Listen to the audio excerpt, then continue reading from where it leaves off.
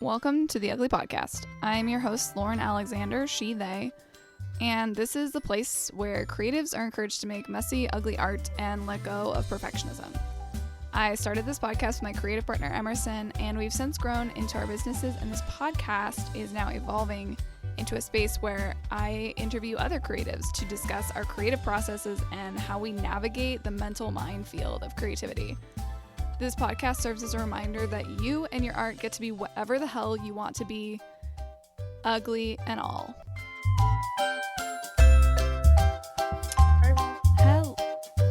Hello, everybody. Sorry. No, you're an excellent start. We're off to a great start.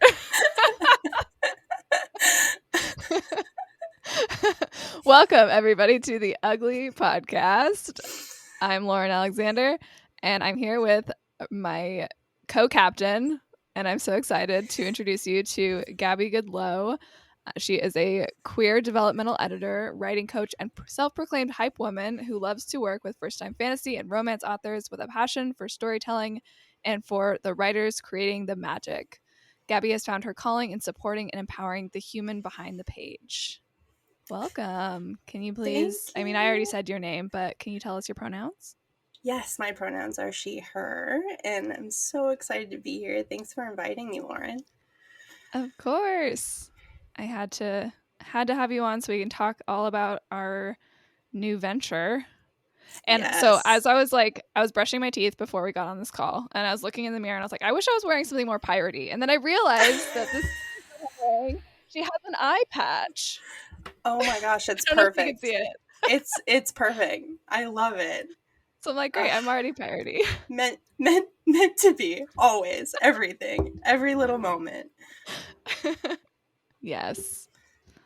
So yeah, we just launched our new writing group, and we'll talk about it more towards the end of the show. But right now, I just want to talk about you. Oh my gosh. What everyone loves to talk about is themselves, right? Totally. It'll be great. So yes. Tell me just more about your own creative adventure through life. What do you like to write? What do you like to do? I love to write fantasy, with romance in it, of course. And I have a really interesting journey to writing that I can't wait to expand upon later in some of the other questions that you've prepped for me, which they are so amazing. But yeah, and I'll have to admit, I've been doing less writing now. Well, for like story purposes, it's been a lot of like copy stuff and stuff for website. And as you know, stuff for our new writing group and marketing materials. So yeah, but fantasy and romance has always been my first love, I think. Awesome. Did you start writing those when you were little? Like, has it always just been something you love? Well, that's a good question, because I also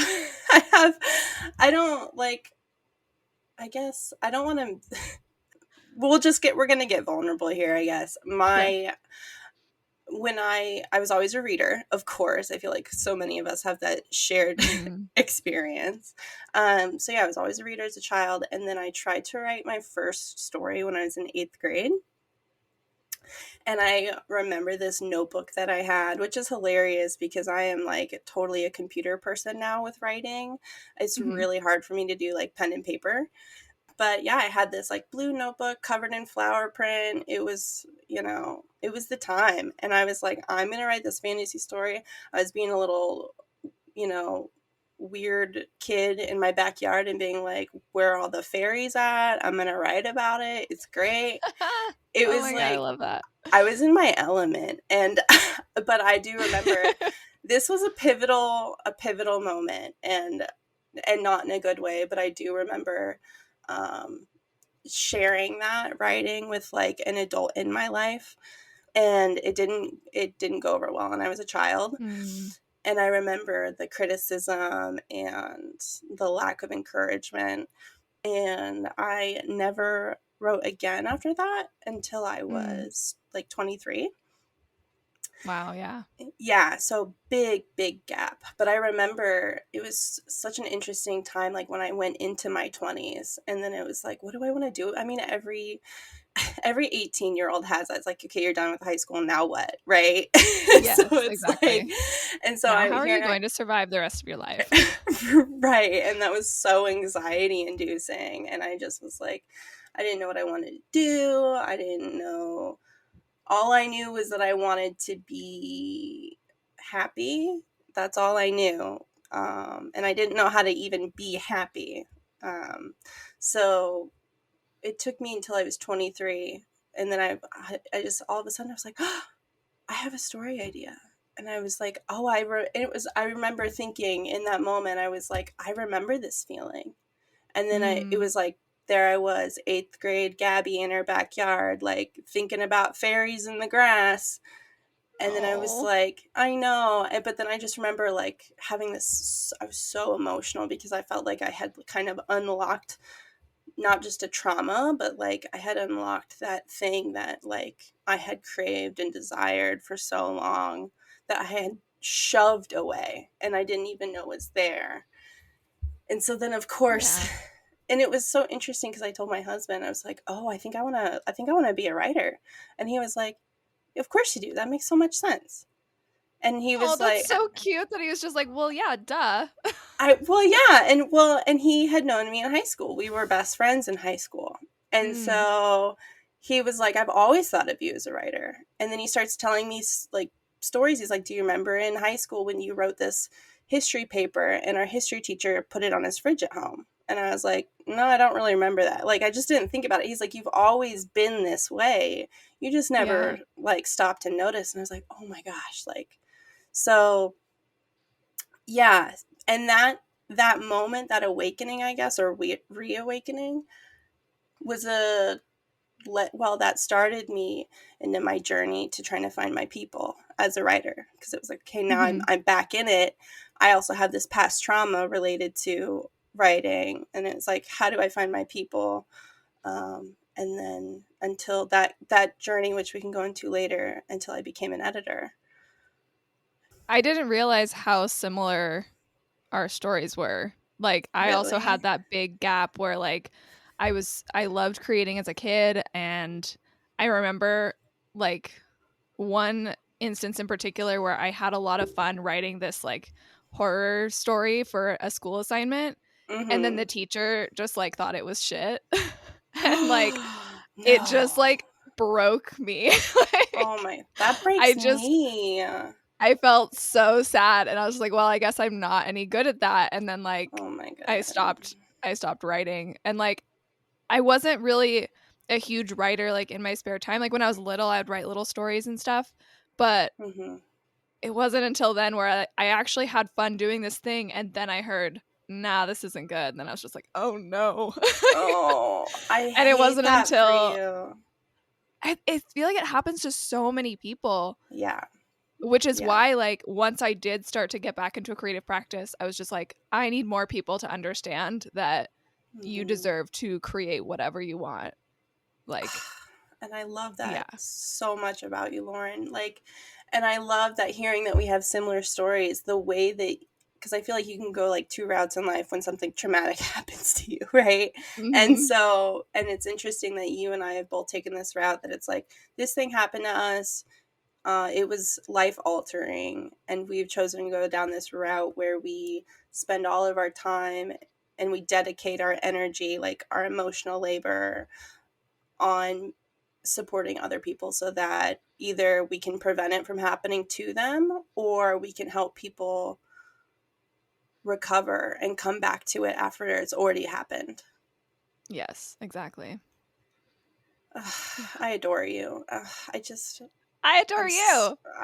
I'm so grateful that you exist, and I'm so grateful that you're just always putting yourself out there, because I think we need more of that for sure.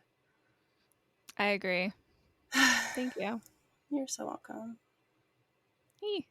Okay, so once once you so after that event and you have this long Hmm. period of not creating, who was the first person or people, or what was the circumstance that helped you realize Hmm. that you weren't alone? and that your creative practice, your writing was worth pursuing? I am so glad you asked this question because this unlocked so much for me, because I really spent a lot of time on this, thinking about this journey that I had, because I haven't revisited it for so many reasons. But I have two answers. The first answer is the first person to ever introduce me to community is totally, credit is due to Tara for the Freelance Editors Club. Even though it's not writing related, it was the first time ever in my life that I had felt supported, and like I had found my people, truly, because I had searched my whole, like, from the age of 23 trying to find my people. I kept running into roadblock after roadblock, to the point that I was feeling like, I was like, am I the only person that feels the way I feel about writing, that has this relationship with writing, that has this past history with writing and creativity? You know, I just, like, I felt so lost and alone, which circles back to, like, this writing group that we've created. But I just remember not finding that. So here's my two-part answer. The first person to make me feel supported and have that community whenever was Tara, but that was for my editing business. The first person to ever help me realize on the writing side of things was me. And so, and that was done through, I'll tell another little story. Is that, yes, so I live in Portland, Oregon, and we have Pals Books here, which is a pretty big deal. And we also have a very famous, I won't name them, but we have a very famous writer that lives here, best-selling author. They often frequently visit Pals when we have other authors coming, and they're like a co-presenter type deal. And sorry, my dog. All good. Anyway, I would often go to these events, and I went up for a book signing, and from both authors. And the author, like, I don't know if they recognized me, or if it was because I was towards, like, the end of the line, so there weren't a lot of people left at this point, even though it had been packed. And I remember, like, I still didn't know anything about editing at this point. I was, like, just my little vulnerable writer self, like, just trying to find my way. And they were signing my book, and they were asking me blah, blah, blah, like, oh, you know, da, da, da. I was like, yeah, I live here. And I was like, and I know you live here. That's so cool. And then I was like, yeah, I'm a writer. I don't know how this came up, but I was like, I'm a writer. And I don't know where I had the courage to even say that to a best-selling author that I could potentially bump into at the grocery store at any moment. But I was just like, yeah, let me just say that. And they were like, oh, that's so cool. And they said, so-and-so over there is a writer. You should talk to them. And then she's like, to so-and-so over there, she's like, come over here, come meet this person. And I was just like, oh my God, what's happened? What have I done? I've made a huge mistake. Who is she introducing me to? Like, and I'm also, like, a huge introvert, and I'm horrible at small talk. And I just was like, can we swear on here? I was like, yeah. I was like, I have fucked up. Like, it was pure panic, Lauren. And so anyway, I give this person's talking to me. They're like, what do you write? Blah, blah, blah. They look to be my age. So I was like, oh, they're my age, like, less pressure. It's okay. They just somehow also know this famous author well enough that this person knows their name and is like, yeah, like, I was just like, oh my God. So whatever lies I was telling myself in that moment to, like, get through it, we exchanged phone numbers. And I was like, my life is over.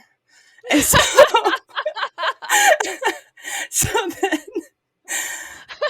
through all of that, they texted, and I was like, I remember, like, telling my husband, I was like, it's fine. They're probably not going to text me. They just wanted to, like, you know, be nice to the newbie writer that this person introduced. And no, she texted me, and I was like, oh, fuck. I just remember being like, why did you text me? But I was also so excited at the same time. And keep in mind, like, at this point, like, I was still in the, like, earliest stages of like just word vomit on paper. I mean, I didn't even, if you asked me what my story about it was going to be like, it's such a vibe. I have no idea. Ask me later. You know, it's just like all vibes all day. But I was just like, all I know is I want to be a writer, and I'm back into it, and I'm having fun. I remember having so much fun, and I was writing all the time. And that's all that mattered to me at that point. And so I met this person at a coffee shop. They were like, let's have like a writing session and we can hang out and chat. And I was like, yes, please. Like, that sounds so, I was like, I think I found my first writing friend. Because I didn't know any writers. I didn't know any writers growing up. I was the only one in my family who read books. I mean, I had been nothing but isolated up until this point. So then I meet this person. I am sweating. I'm like shaking in the car. I'm like regretting every life decision I've ever made. I know all of these feelings so well. Yes. And then I sit down and this person just opens up with these big questions like, what's your story about? And I was like, rude. And then how dare you? Exactly. But I don't, like, I was just like, fake it till you make it, right? Even though that's whatever. We're just, that's the mindset I was in, even if we've evolved since then. But I was just like, yeah, it's about this and that, and we'll see what happens, and a few other things. Right, exactly. And I just remember like the total demeanor shift that they kind of had. And then it became, the questioning suddenly shifted into what felt like I was being interrogated. And then I suddenly felt like, oh, I have to prove myself now. And then I remember the question that still stands out to me to this day was, they were like, well, what is it, young adult or is it adult? And I was like, well, I'm not sure yet. And I was like, I'm thinking adult, but maybe young adult. And then they were like, well, are your characters adults or are they children? And I was like, well, I'm thinking, like, I hadn't settled on anything. I was like, do I want them to be 18, 19? Do I want them to be 17? I didn't know. And then I just remember the way that it was just like, I just felt like I didn't have all the answers, and I was somehow a failure for not having them. And it was so uncomfortable. And then come to find out that this person was deep in the, because I'm in the back of my mind, I'm like, they're going to tell this famous author about me. I was like, they'd be like, why'd you do that? Because I didn't even know. Me. Right. Because I was like, I don't even know if they know this person that well, but I was like, oh my God. Come to find out that they were like deep in the traditional publishing world, and they were going to like, they were interning, and they had all these big dreams that I am sure that they have accomplished by now. But their background and their experience and their internships was the perception that they were asking me these questions at. So so this person was asking a new writer who doesn't know their story very well, who's still figuring out what it's even about. They were approaching me from a perspective of, is this book going to sell? Right. And I didn't realize that at the time. So I was like, now looking back, I'm like, why was I like being interrogated and feeling like I wasn't living up to some kind of expectation and meeting all these requirements? So then this was my first person that I met that was a writer, and they made me feel less than because I just felt like I wasn't prepared for this interview. Yeah. And then after having the courage to tell someone that I looked up to who lives here that I was a writer. And so it just felt like more trauma on top of trauma. Yeah. And so, yes. But here's the thing that stood out to me is that I learned so quickly through these experiences what I didn't want to make other people feel like, who were trying to be creative, who were trying to be writers. I knew immediately, so quickly, what was support and what wasn't. And so this is where I circle back to who taught me, about community and support, and it was me through my in-person writing group that I put together, because that was when I put together the local writing group here in Portland that meets every 2 weeks and it's free. I guess I saw through them community and support and what it's like to be with other writers who inspire each other. And it's just a complete culture that we've created. And I show up as a writer. I don't show up as an editor. They know that I edit, but that's just because we talk all the time and we basically become friends. But putting that together was life-changing and so rewarding, because it felt like for the first time, it was like, now I have writer friends. Yeah. But before that, I was in the editing club. So Tara came first from a professional business side. But then Tara basically showed me that it was even possible. Yeah. Because I had felt, until that point, I had felt like I must just be like that one person that just does not, I was like, I don't know what it is. Am I too weird? Am I too quirky? Like, am I just not a good enough writer? I even remember feeling like I just was like priced out of writing, because I was like, I can't afford these, $700-800 writing classes. And you know what I mean? It was just like, I was like, I don't even know how to get in the room with these people who are supposedly my people. So then you made the room. Then I made the room. Yeah, exactly. I love it. Ugh, I love you.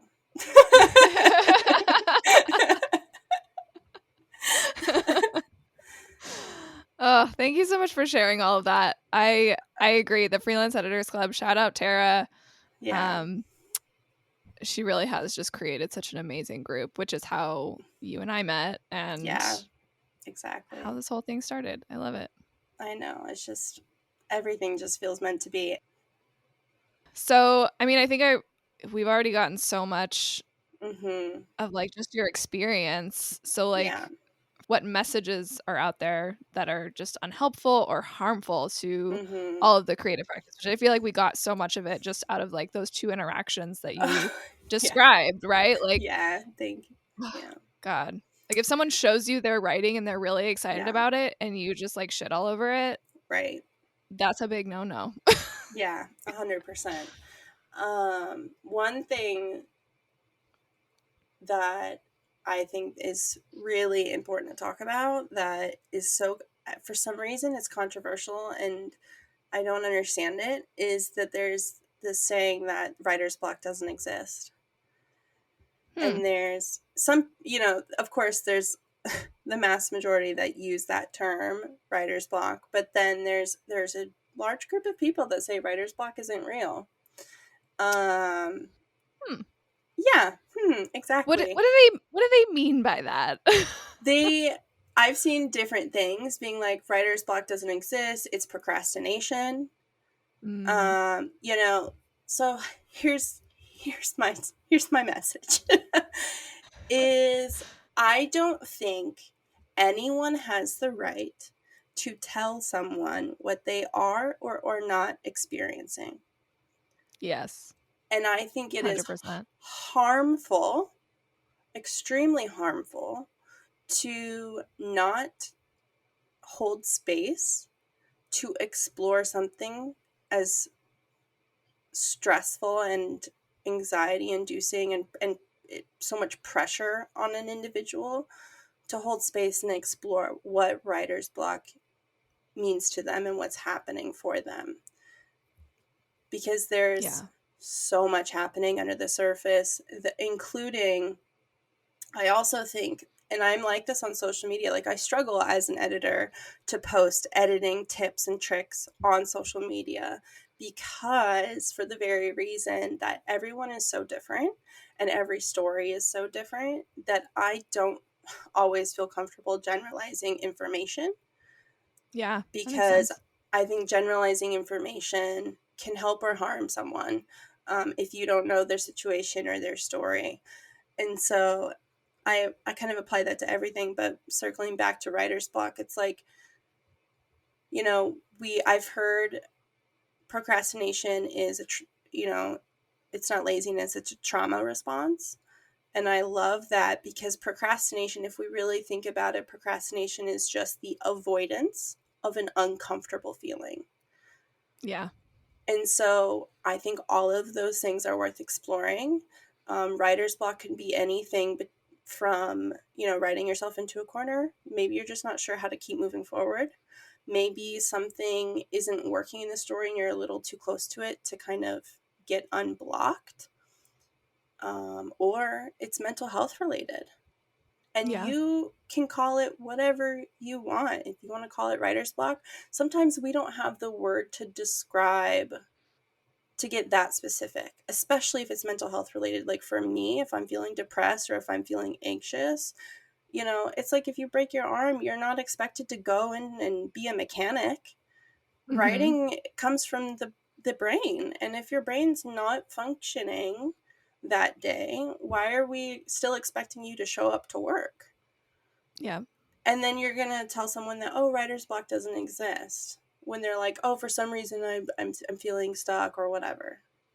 Right. So to me, I think it's harmful to take the power away from people who want to label themselves in whatever way or fashion or form that they feel most comfortable with. Mm-hmm. And the same applies to, I feel like, generalizing information. And one of my favorite quotes, I can't remember who said it, and I'm paraphrasing here. It was something like, if you asked 5 writers what their process was, what their writing process was, you're going to get 6 answers back. Yes. And I love it. It's funny and it's quirky, but it's stuck with me for years, because it really, Mm-hmm. to me, I was like, yes, we are all so different and so unique and quirky.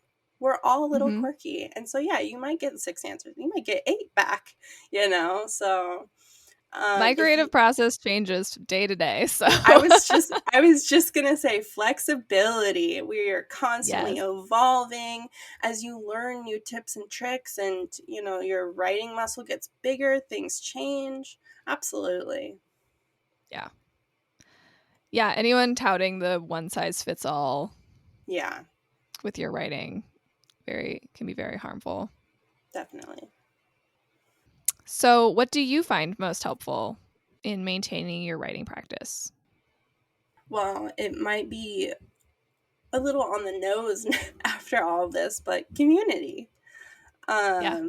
Community has had the biggest impact for me.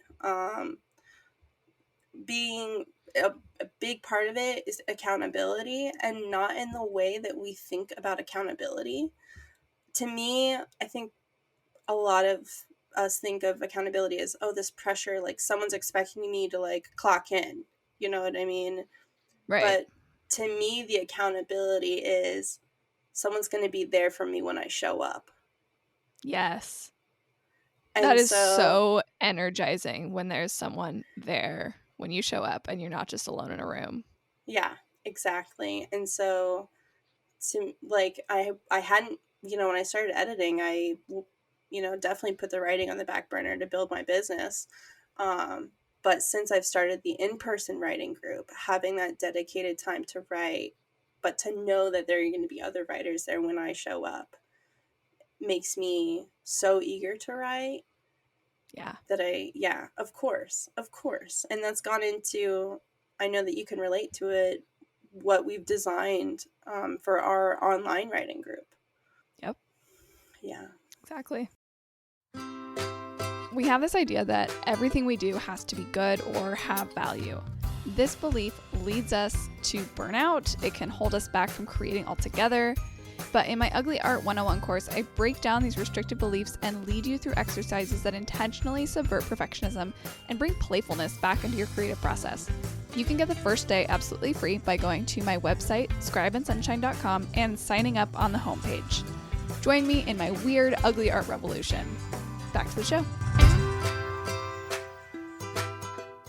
On that note, we're going to switch focus to the Writer's Helm, which is our new group, which we just launched today.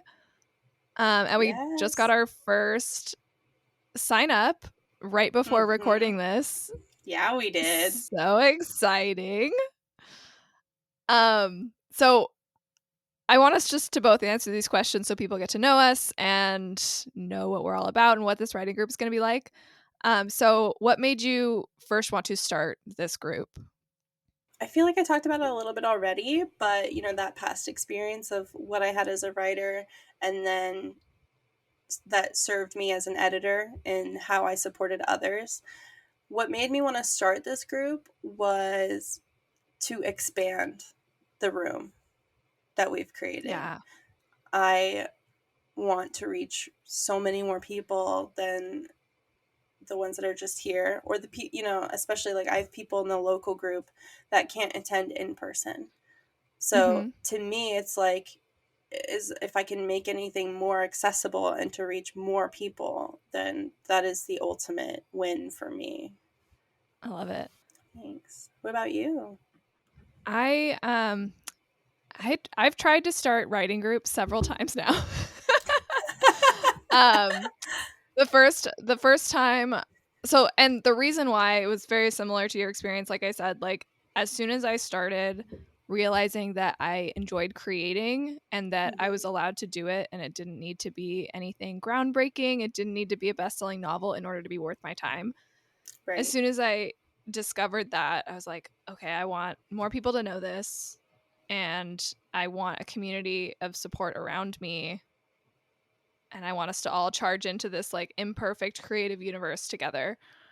And so I tried when I first launched my business and started making ugly art and ugly writing and like, all my ugly stuff. And so I started a writing group on Patreon, and I just started doing like half-hour writing sessions, and I think I advertised for it like 2 times, and then I got scared because nobody like responded. Oh no. So then I just like stopped advertising for it. But that was also like in my early days of like not really understanding marketing, not really understanding how to run a business, or I still don't. I'm still making it up as I go. Yes. I mean, also yes, but like I do have like a firmer understanding of like, hey, if you want this to succeed, you have to talk about it all the time. Yeah, definitely. So I'm much more willing to do that now. But the thing that really inspired me was listening to you talk about starting this writing group. You were talking about your in-person group, and like everything you were saying, I was just like, this person resonates with me. Like everything that she's saying, like I want that writing group too. And then I was like, what if we joined forces? You're making me tear up. Oh my gosh. I'm so glad that you reached out to me. Me too. I'm glad you said yes. And also that you're totally fine leaning into weird nautical puns. And oh my God. That has been, I was telling my husband, I was like, I'm so glad Lauren's just as dorky as I am. Like, I was like, I just felt like I found my like business soulmate. Like, well, like, that's my favorite thing is just like, in the past, because of like my views of like, well, things need to be professional or they need to be a certain way, like I may not have leaned into that. I've been like, well, maybe that's a bit much. And now these days I'm just like, no, it's awesome. Yeah, it's all great. I love the weirdness. Yes, make it more weird, please. I'm so glad. I'm so glad. That makes me so happy.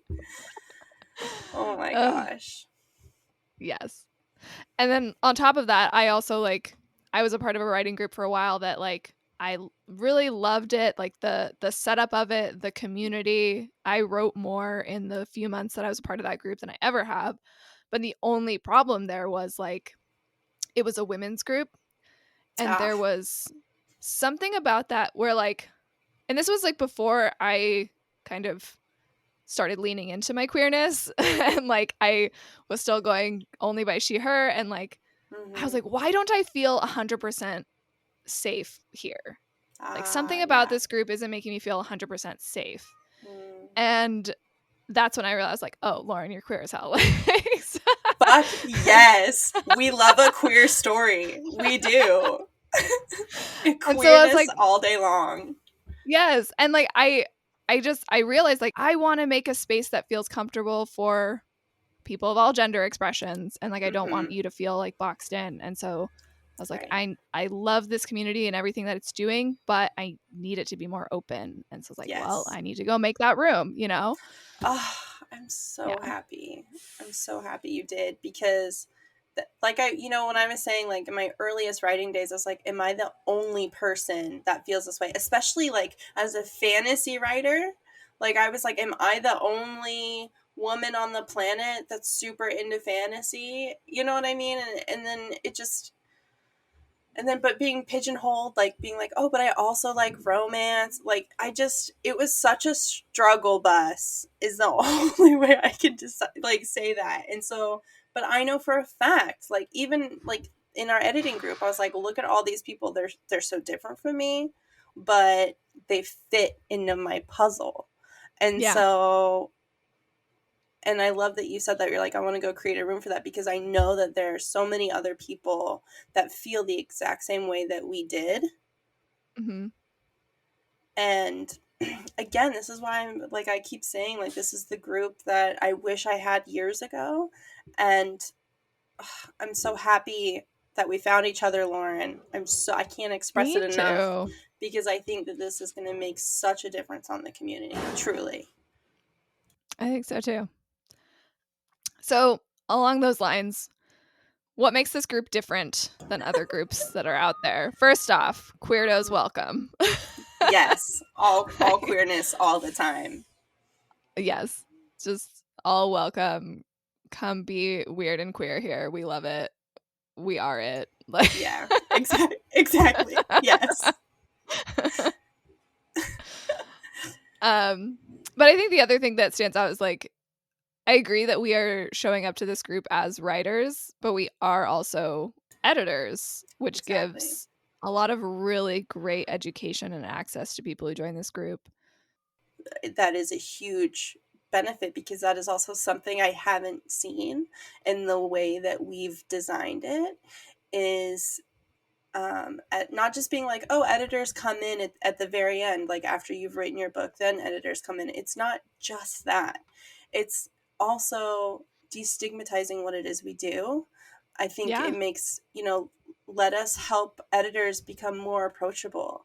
Let us help authors feel safe and comfortable with the idea of even Yes. becoming a published author because it's like we are industry professionals who are so passionate about mess and we're passionate about imperfect because if you didn't know this by now, like even if you hire a professional editor and you have 3 of them or 4 of them, your book will still have errors in it at the end of the day, but Yep. that none of that should stop you from writing. So it's like here you're getting industry professionals to make you feel comfortable in the process and to help educate you and to give you access to information that can more streamline that process to getting published, but Mm-hmm.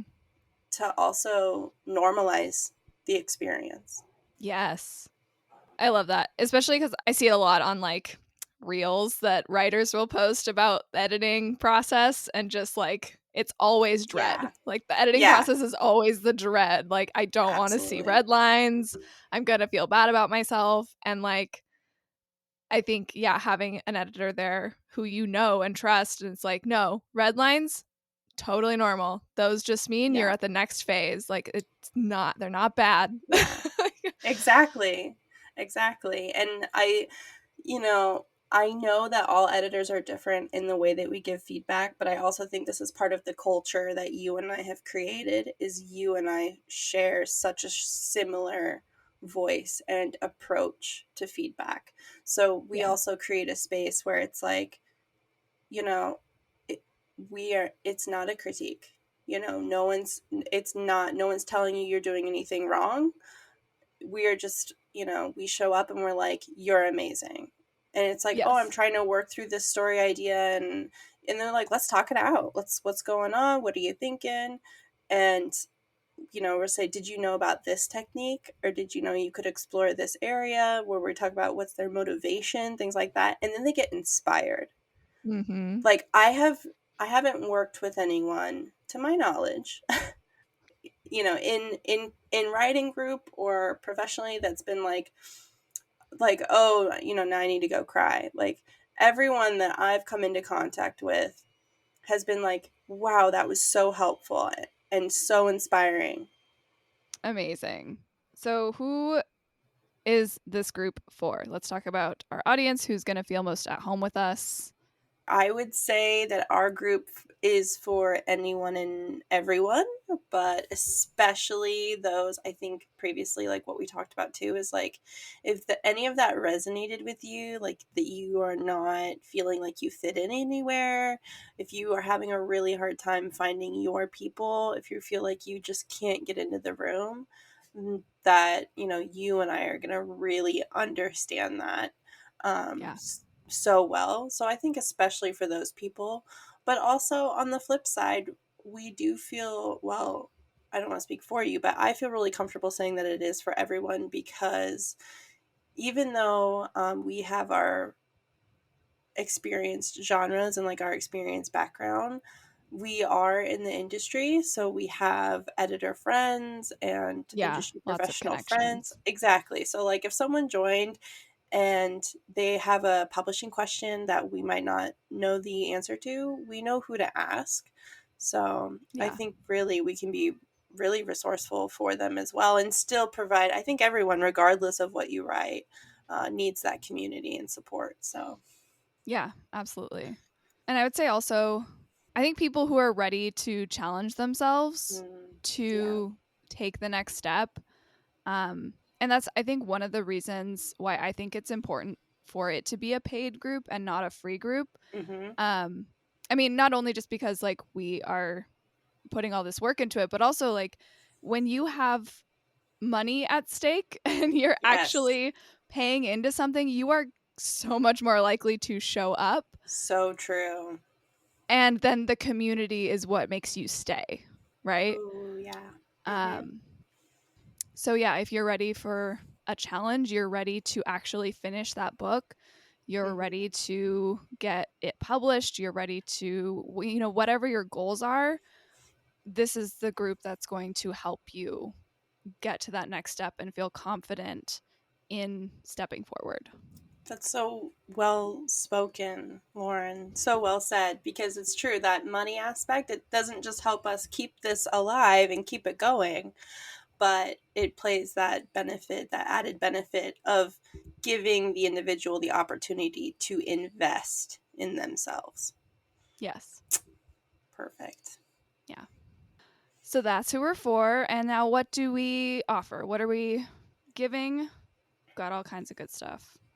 All kinds of good stuff. Yeah, so we have our classic writing sessions, and we have our silent writing sessions, and then we are offering Wait, um, a, say more about the silent writing sessions because you were the one that had this idea and I love it so much. oh, thank you. I got inspired because I had seen something similar online, and I think so. The silent writing session is our classic online kind of Zoom, Google Hangout space, but all cameras are off, all microphones are off. There is no expectations to turn them on. It's actually, we're just gonna, that's like the one rule, is just to keep it all off so everyone feels comfortable.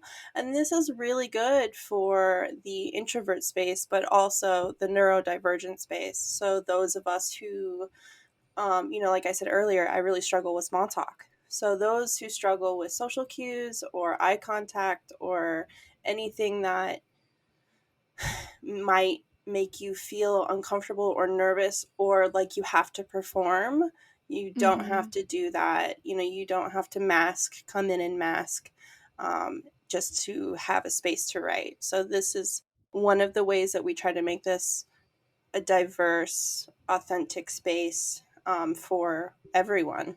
Yeah. Yeah, so all communication will happen in chat. Prompts will still be available. but you don't have to chat if you don't want to. You can just show up, write, still have that, someone's on the other side that's showing up for you, that's there for you when you show up. But yeah, there's no pressure to socialize. There's no pressure to try to fit in. None of that. Yeah, I love it. Oh, thank you. I'm so happy about it because like me, I get like overstimulated so easily.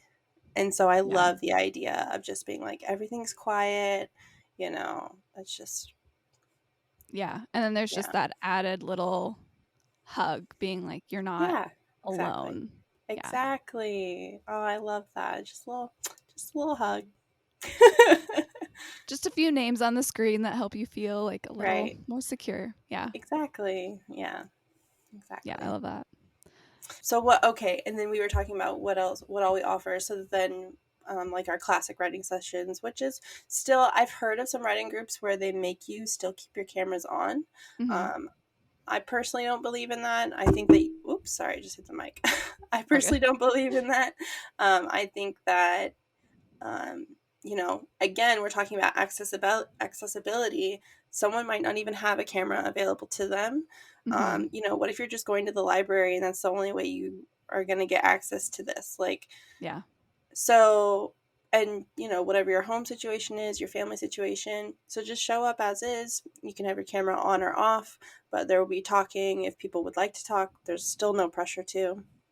Yeah. And then yeah, and then we have our mess hall hour, which is our like by how do you say it, bi-weekly, bi-monthly? I can never Bi-weekly. remember which is like the I proper way to. I'm pretty sure like bi-weekly either means twice a week or every other week, and I'm pretty sure it means both, and it's so irritating.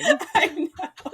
So it happens every 2 weeks. Every 2 weeks. Yeah. um, where and I like the mess hall hour idea because it's like, even though it's a Q&A setting, it's still, we want everyone to be comfortable. So it's like, if you're coming and you need to eat your lunch or your dinner, whatever your time zone, like do that. Come, bring your food, bring a favorite drink, and then ask questions or just socialize if no one has any questions. Like that's just dedicated time and space to be together.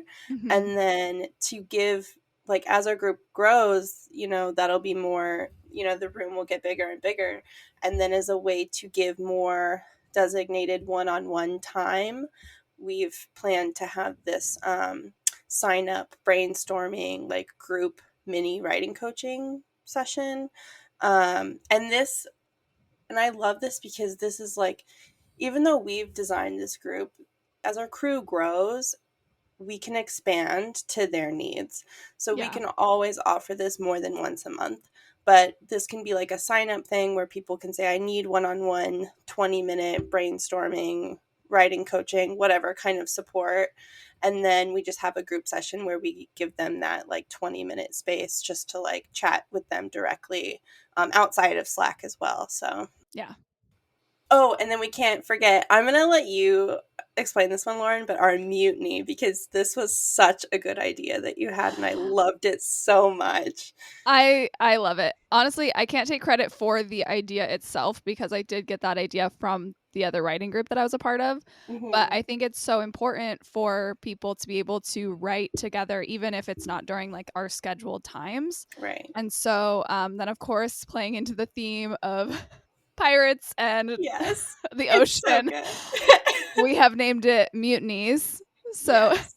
anybody has like they want to write but they want to write with somebody, they can just jump into the mutiny channel and then be like, anyone want to write, like anyone want to have a mutiny? And then you can write together, even when we aren't there to facilitate, I or love maybe one that. of us is free and we do feel like writing and we'll join too, and one of your co-captains will mutiny with you. But Right. Yes. I love um it. yeah, I'm excited about it. I'm so glad that you just lean into all of the wild puns we've come up Oh, with. I can't tell you how glad I am. Oh, Oh, it's we so just good. feed each other's dorkiness. It's perfect. Yeah, so I think we've covered the base, and then we also have, we ask all members when they sign up if they have any ideas or things that they'd like to see in the group as we grow. we do plan on offering workshops and, things on mindset or craft in the future. So obviously all of our crew members are going to get access to that when those come out. And then also, like, as editors, as industry professionals, my personal goal, as my business grows and this group grows, I of course want to give our members access to any discounts that I can offer on editing and things like that. So in my effort to constantly be trying to make things more accessible. So yeah, absolutely. I love that idea. And I'm excited to see where we grow. And I think that's the exciting thing too, is like, as you sign up, we ask for your input on like, what are you struggling with? What are your goals? And then we keep those in mind as we are looking for future workshops, and it's all going to be included for you. Yeah. Everything about this, so thoughtful. I mean, and especially you get so much credit for this, Lauren, but we put so much thought into the person behind. I mean, this group is for writers, and you can just tell every step of the way of how we're thinking. I mean, even like your mutiny idea, it's like every step of the way we're thinking, how can we be more flexible? How can we be more open? And how can we improve this? Yeah, it's so important. And yeah, we want you to feel seen, and we want this group to be worth it for you. So however we can improve it going forward, that's what we're going to do. Exactly. Let's quickly just say kind of what the situation is right now. I mean, if you're listening to this episode months down the road, this might not apply. But if you're listening to this now in October 2022 or November, you can sign up now, and you get a 7-day trial, which I think will probably continue that into the future. But so 7-day trial, so you get to just check out the community, see if everybody's a good fit. And then also from now through the end of October, kind of as a NaNoWriMo special, and just like as we've said, an early parent special. If you sign up now, you'll get $10 off of your monthly fee forever. So even if we raise rates in the future, your rate will stay at the $37. After November, it'll go up to $47, and yeah, I think that's all, right? I think you absolutely knocked it out of the park, Lauren. Thank you so much. You're welcome. I'll bow. Well, at the end of every episode of the Ugly Podcast, I always ask my guest, what is something ugly you have made recently? So what is something ugly you've made recently, Gabby? Well, I think you know because you've seen it.